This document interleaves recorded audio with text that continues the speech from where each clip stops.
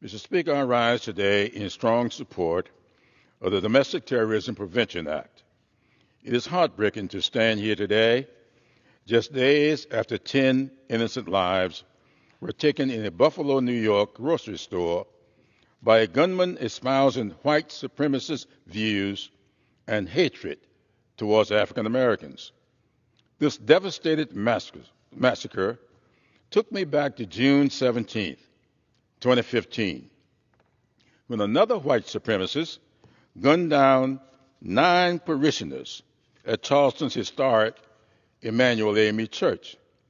In the intervening years, we have witnessed far too many other acts of domestic terrorism, from a counter-protest in Charlottesville, Virginia, to a synagogue in Pittsburgh, Pennsylvania, to a Walmart in El Paso, Texas, to a Sikh temple in Oak Creek, Wisconsin, and an Asian-owned nail salon in Atlanta, Georgia.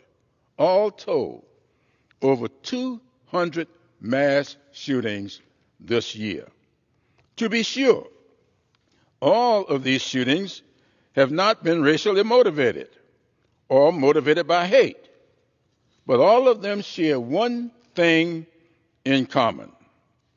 They have been committed in a country too tolerant of irresponsible regulations of weapons of war and a proliferation of firearms of mass destruction. This legislation is long overdue. It would enable the Justice Department, the Department of Homeland Security, and the FBI to prevent, investigate, and prosecute cases of domestic terrorism more effectively. I and many others in this body know what it is to experience acts of racial hatred and witness events of domestic terrorism. We cannot continue to turn a blind eye to white supremacist vigilantes. It impacts all of us.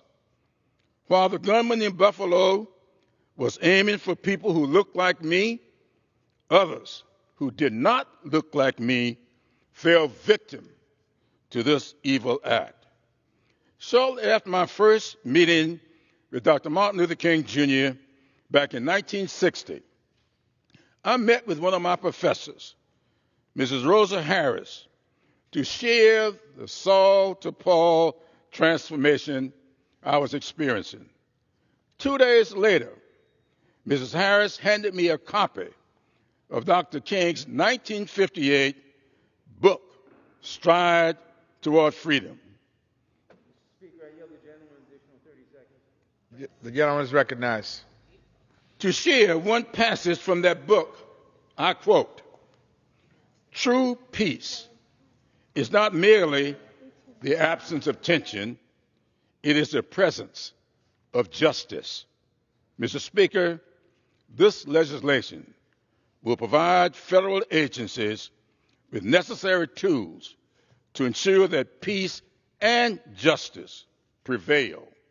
I urge a yes vote from all members of this august body and yield back the balance of my time.